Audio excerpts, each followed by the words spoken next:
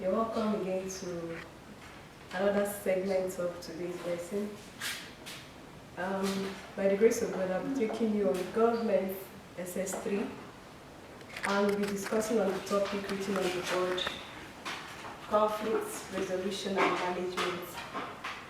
Conflict resolution and management. Now, conflict has been in existence right from the time immemorial, and I think it's as a result of the incompatibility that men experience with each other. That's why I experience this issue of conflict. Now you find that we have intercommunal conflict, we have interpersonal conflict, and we also have intertribal conflict. And most times when you look deep into the causes of those conflicts, you find that the causes of those conflicts are things that are nothing to write home about. So as a result of the much conflict in the world today, we are going to discuss on the topic conflict resolution and management. Now, conflict can be defined as a disagreement between individuals, people, groups of people, clashes of ideas and principles. Sometimes you find that conflict comes as a result of what? Misunderstanding, clashes of what? Ideas and principles. Now this person will say, I do not want to concur with this person's idea. And before you know it, conflict will do what? Will start up. Now I say again, that conflict can be defined or can be seen as a disagreement between individuals, people, group of people, clashes of ideas and what? Principle. Then we're going to see also the types of what? Conflict. But before I forge ahead with that, I would like to write the definition of conflict on the board as a disagreement between individuals, people, groups of people, then clashes of ideas and what? Principle. Then we're going to see the next subtopic under the definition of conflict as the types of conflict. We have so many types of conflict, but we're going to discuss just a few about the so many that we have. The first one is functional conflicts, types of conflicts.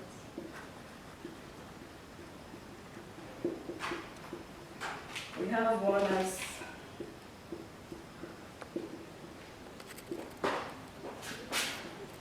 functional conflict.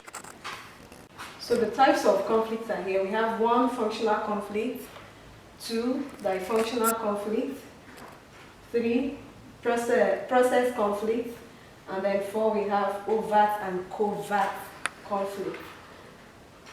Now, under the functional conflict, here, the person involved here would like to work in accordance with the dictates of an organization. Now, he always supports what is being given, maybe a rule that is being given out in an organization. Then under the dysfunctional, this hinders what? Group performance. That's under the dysfunctional. Then under the process conflict, this is conflict over how a work should be done. E.g., overload, maybe overloaded work, ambiguous work, and so on and so forth. That's why you find that in an organization that sometimes when functions are not well defined, it leads to what? Conflict. Then we also have overt and covert conflict. Now, overt is a conflict that is what? Open. When this kind of conflict occurs in an organization, everybody gets to know about it immediately. Then the covert conflict, this is a type of conflict that is hidden. It takes people by surprise. In fact, it is not always easy to notice that such conflict is taking place. A special example, in an organization, you find that people are not on speaking terms.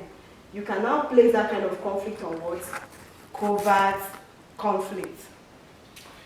Then, under these types of conflicts, we are going to discuss the causes of conflict.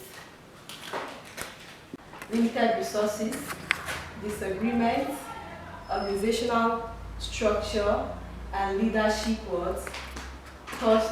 Now, under this, there are limited resources. You find that this one you often see such conflict in maybe companies as a result of lack of facilities, materials, finance, and so on and so forth. You can equally find this kind of conflict in a family because I mentioned the lack of finance. So lack of finance can equally cause a big problem in a family. Then we have disagreements. I think this is the major cause of what? Conflict. When two people are not trying to or wanting to agree in a particular thing, it leads to what? Conflict. So I should say that this is the major cause of what? Conflict within us and in the world in general. Then we have organizational structure. You mostly found these ones in maybe organizations or institutions. You find out that some will say, I am well experienced than this other person. Why is that person higher than me? That's where you find this kind of what? Conflict. Or some will say, okay, I am more qualified than this person. Why is that person in the position where I ought to be? This is the major cause of what? Conflict in organizations and what? Institutions. That's organizational structure. Then we have leadership tussle. This is common with a laissez-faire leadership. Now everybody wants to be what? A leader or the leader. Nobody wants somebody to rule him. So under this leadership tussle, you know that everybody wants to be a leader, and things like this leads to what? Conflict. And I think this is the major reason why Nigeria is suffering from what we're suffering today. Leadership what? Tussle. So I said that the causes of conflict is what? Limited resources, disagreements, organizational structure, and what? Leadership tussle. Now we're going to see ways in which conflict can be what? Resolved or managed. Conflict resolution. To mention but a few. Conflict resolution, that's what we're trying to consider now. And I said conflict can be resolved through the following means or ways. Resolution committee, 1. Tolerance, 2. And then 3, dialogue. Now, we don't have to wait for conflicts or wars to occur before we set up what? Resolution committee. They have to be standby because conflicts can come in or start up at any time. So in order to control such things, first of all, we should make sure that we put in place resolution committee. Now their major work is to do what? To control conflict when it comes up. I'm not saying that their major work is to stop it because it will be difficult to do what? To stop conflict. But their work is to do what? To control or curb what? Conflict.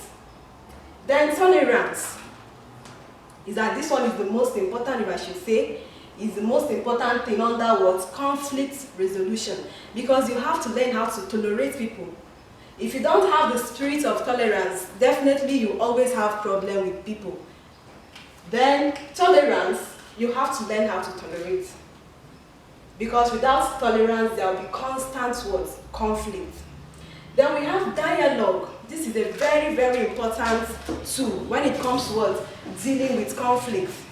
Now in this platform, the two people involved or the two communities involved are what? Are brought together to discuss on the issue why they are having what? Conflict.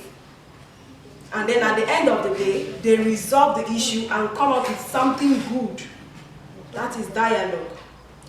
Okay, I think before I end this class, I will go back again to what we have discussed. We have discussed conflict, and I gave you the definition of conflict as what? As a disagreement between individuals, people, groups of people, clashes of ideas and principles. Then we also mentioned the types of conflict as functional conflict, dysfunctional conflict, process conflict, overt and covert. Now, don't misunderstand these two because some people will take this one and write it there. This one is an open conflict, the overt one. Then covert is what? A hidden conflict. It is often difficult to notice this kind of conflict. Then under the causes of conflict, we have limited Resources. Limited resources. We have disagreement, organizational structure, then leadership what? Tussle. Then the last but not the least, under conflict resolution and management, we have 1. Resolution committee, 2. Tolerance, 3. Dialogue. We've come to the end of the lesson today. So if you have any question, you can send it to this platform. If you don't understand anything at all, try to send it to this platform, then we'll give you your answer. Thank you very much.